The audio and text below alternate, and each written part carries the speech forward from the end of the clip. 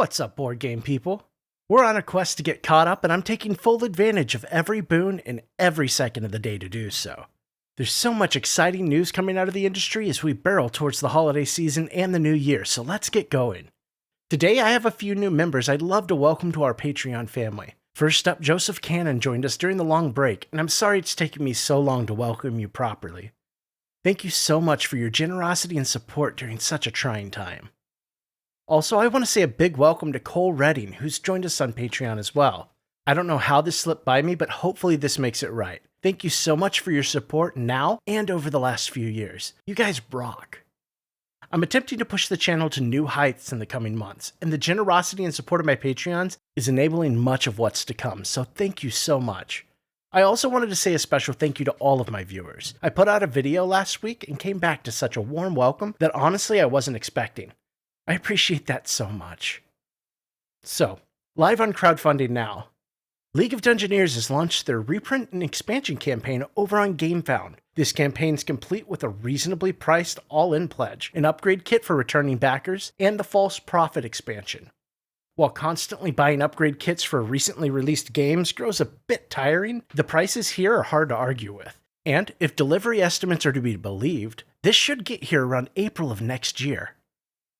Over on Kickstarter, Deep Rock Galactic has launched their reprint and expansions campaign, which has already sped past the $1 million mark. This campaign offers the original game in all of its glory, the Biome expansion and the Space Rig expansion. It seems the source video game has made a rare, excellent transition to the tabletop, and reviews have been beaming for this one. Finally, Beast Shattered Isles is doing very well for itself, sitting just over the $500,000 mark with 2 weeks remaining. The collection of expansions and add-on options available for this one means there's likely something for everyone here, from acrylics to miniatures to upgraded screens, a custom contract bundle, and even a wonderful neoprene mat bundle. Now let's get caught up on the news. Black Rose Wars Rebirth production had a small delay that will see the first shipment of full English materials shipping from the factory on October 7th, and a second shipping filled with the remaining languages not departing until October 19th. Delays suck, but it's good to hear they're really, truly shipping these out, and we should all see the game for ourselves very soon. Phantom Epoch is on the edge of releasing a new trailer showing off how Foreteller will enhance the narration of the game in a big way. Honestly, I'm extremely excited to see what's in store here. Foreteller is becoming a common household name for me, and I never want to go back. Game trays are also busy perfecting the storage for the game, and we should be seeing updated renders very soon. The votes are in, and the majority preference was to reuse the maps already in the book for the stretch goal missions. Good choice. Their next poll is asking which planet you would like to see in the first of these missions. Make sure and have your voice heard. Finally, if you're trying to do any type of demoing or testing of Phantom Epoch, please make sure you send them your feedback. They're taking everything into account, and the more information, suggestions, corrections, etc. coming in, the better. Rare word has been heard from the Trudvang Legends campaign. In short, all files, including cards, adventure sheets, and the adventures for the expansions, have been digitally approved with the factory, and they are awaiting expected mass production completion dates from the factory. September has seen many loose ends get tied up for Dark Ventures campaign, with a focus on rulebook editing, testing, and delivery of some of the final files. The core game is virtually ready for production. Cragpit is getting a final editing pass soon. Crawl is in the rulebook editing phase. Alderking and the Beasts and Monsters is pretty much ready to go, and the soundtrack and mini expansion has already been printed. Production samples and prototypes are making their way in, and the neoprene mat sets are looking great. The end draws near. Shipping for Season 2 of Ivion, the hero crafting game, is well underway. In Asia, shipping has started for all regions. North American copies have reached the hub and should start shipping next week. In Europe, copies are still on the ocean, and it's looking like a December fulfillment timeline. They're apologizing for the shipping hiccup and assure you that Season 3 will be available for late pledging if you're like me and want to play a bit first before making a decision to back Season 3 or not. On that note, Season 3's campaign unfortunately ran during my absence, but successfully funded, and I'll be sure and let you know when late backing is available. As promised, Arydia is about to be closing shop for their pledge manager. Make sure to finalize your pledge by November the 13th. If you'd like to opt out of having your name on the box or use a different name, please contact them using the form in the update. Shipping price issues seem to have been worked out, so finalize without worry. Now if I can just remember to finish up my pledge. Late pledge for Zerywia is now closed. Now they can finalize the counts and turn all eyes to production. In September, they were hoping to post some gameplay videos on YouTube, and it doesn't seem they quite got there. I hate to be hard on a small company, and while an update is better than no update at all, let's hope there's more to see in the next one. The third print run of Mind MGMT has shipped. They also released a new app update adding several new languages. They would appreciate any app reviews you can post. This game has been an absolute blast on the table, and I cannot wait to try the app with some cooperative play. Wet copies of The Pirates of the Splintered Isles, the third book in the Legendary Kingdom series, have arrived. They're checking over these samples, and once all 3 adventure packs arrive, we should get new pictures. The print run should be forthcoming soon. Oathsworn has arrived in the US, and all I can say is they're going to need a bigger warehouse. Bridge Fulfillment is busily hurtling packages out the door and towards backers. In Canada, fulfillment should start the first week in October. For the UK, the second and final container has hit the hub and packages are on the way. In Europe, the containers have started to trickle in and should be all at the hub soon. For Australia and New Zealand, I'd expect you're seeing deliveries already or very soon. And finally, packages for Asia should almost all be on the way to backers. German translations are steadily progressing, and they should be adding another 3 chapters any day now. I love the continued coverage of community works as well. So much amazing inspiration when I finally find time to touch a paintbrush again. Asset finalization for Dungeons & Lasers 5 is almost complete, and they've shared some amazing examples of painted miniatures that really get that FOMO into overdrive. They plan to start shipping early, making it only 9 months from funding to fulfillment. That's awesome work. No news is still good news for Forsaken. That line is starting to sound a little sus. Assets have been submitted, so I imagine much of the control is out of their hands for the moment. They describe the project as being on cruise control for the next little bit. Hopefully, we'll have some solid production news very soon. SAS Rogue Regiments wants all eyes front and center. Production samples are in minus cards and character boards. What they do have on their hands is looking great. The dice tower is being finalized and rules and missions should be completed. Translations will take a bit, but the production of these printed goods happens in the UK and will not affect fulfillment estimates. Fulfillment is predicted to begin around the end of November. We got a short but welcome update from the Company of Heroes 2nd Edition campaign. The project is now in the pre-production limbo of samples and approvals, but it should be crossing over very, very soon. Pre-production is now 99% complete. Translations are in progress in multiple languages, and thank you to everyone who stepped forward to help with this. The latest delivery estimate still sits at Q1 for the project. We should hear more news soon. Extra, extra. Batcow must stop the hyenas, Bud and Lou, from doing whatever they're doing at the bank. Yeah, that's going to cause some nightmares for a designer. Good job. Batman Gotham City Chronicles Season 3 is officially nearing the end of development. This update gives us a peek at some of the map boards and renders of the Season 2 picking zone storage. In RPG news, they've reached an agreement with Warner Brothers and will be able to release PDFs of the RPG material on their website and to backers by the end of the year. Another update is in for Dungeons of Doria, this time to let us drool over the advanced shipment that's arrived in time for Spiel. There will be around 40 copies that will be for sale at the convention to help fund further development for the game. For backers, port dates should be forthcoming very soon. CE testing has been passed for the EU and UK, so there are no issues there. Make sure and stop by if you happen to be attending Spiel and ask all of your rules questions, or even join in on a demo. Over on Board Game Geek, you can now purchase a Dungeons of Doria micro badge, and while you're there, be sure and give the game a good thumbs up, and if you played, consider leaving a rating. This helps indie games more than you may know. Idols of Torment physical goods have left the factory and are en route across the globe. Different items are shipping from different places, so there will be a little lag time waiting for everything to get to the hubs at one time. Once they arrive, they'll get packed into a single box and sent to backers. The vinyl soundtrack has sadly been delayed until Q2 or 3 of 2024 to ensure the quality is up to expectations. The good news here is they're finishing up the tracks in the studio and should have them on streaming services before too long.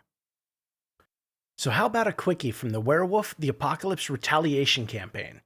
This last month was a development whirlwind and they're refining the playtest.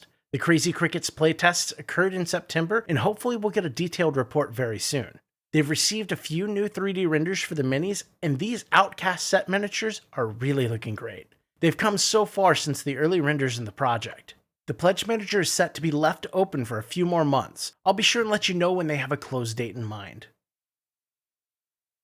Teburu, The Bad Karmas, and Vampire Masquerade Milan Uprising will be at Spiel if you'd like to get a chance to get hands-on with those games.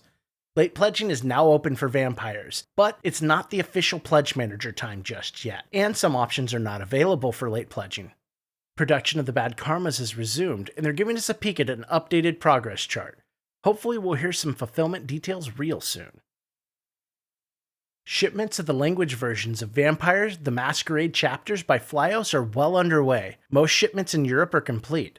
If you've not received yours, contact them. In Quebec, local pickup should be available shortly. In Asia, packages should be going out shortly. The rest of the world packages are planned to ship throughout October and possibly November. This update also contains a survey for those of you who have played and would like to offer your thoughts and opinions. I'd also like to hear what you're thinking of the game in the comments. It's almost time for Euthia, Torment of Resurrection's Fierce Powers, Dark Shadows, and Reprint to hit the big red button and begin mass production. Hopefully final pre-production samples are en route and production will begin once everything passes muster. They offer a few examples of the modifications and tweaks made during the pre-production process, and they're restating that there are not any changes to the December estimate for fulfillment to begin. The design team for Stone Saga has been cooking up a storm in the last few months, and the fruits of their labor is adding a ton of content to this already massive game. They gave us a glimpse of an undiscovered region meant for later gameplay, full of strange and alien delights to forge and fiddle with. They added an entirely unique fishing deck for the new region as well, and they've added many new overlays that will permanently update the game map. Crafting, cooking, art, and more have all gotten great additions over the last few updates. I fully encourage you to go check out the changes for yourself as there are too many to list in an update video. Adam Baker is currently making his way through the rulebook, organizing, reworking, and tweaking as necessary, so hopefully we might get to see an updated version very soon. The pledge manager for Stone Saga will remain open until at least the end of the year. So a slight correction to my last video. I'm behind the times and diligently trying to catch up. Dungeon Crusade printing is complete. The boxes are being carefully packed and we're entering or have entered the shipping phase. Games should start arriving to backers in November. There's a waitlist if you'd like to grab a copy of this amazing game. Message Roger of Groovis Games to get your name on that list. Oh, and one more thing. The next Dungeon Crusade title has officially been announced as Dungeon Crusade: Adventures in the Forgotten Ruins. Get ready for a heavily retro-inspired bloody new adventure in Avalon featuring 6 new adventures, the first of which was revealed to be Medora, the Barbarian Priestess. This game will be built from the ground up for solo players, but will also be great for co-op play.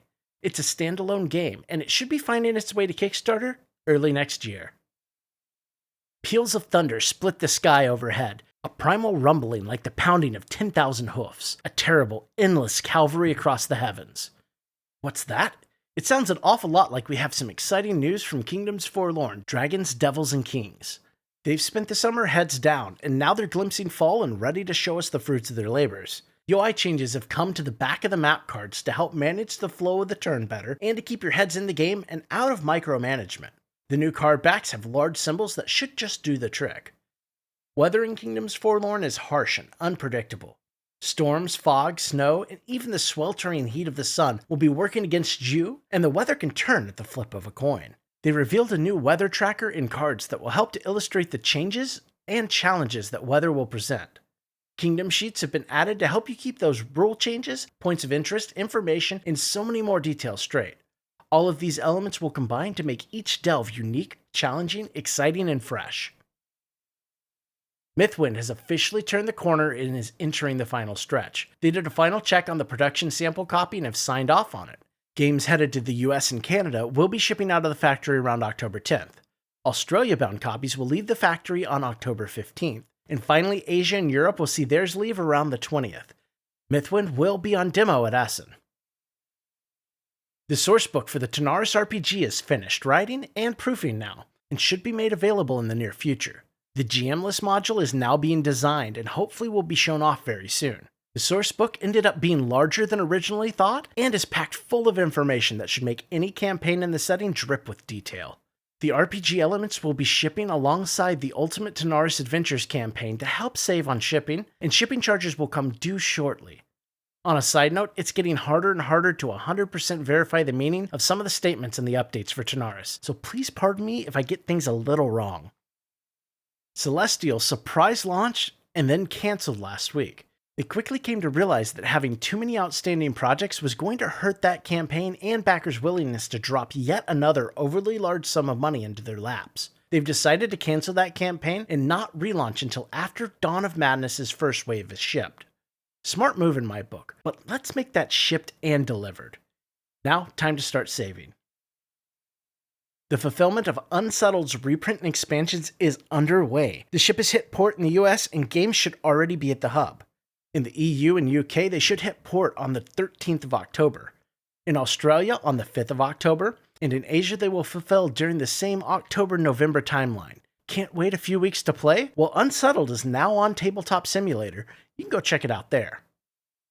The latest Okko Chronicles update has released and still begs the question, how far along is the game really?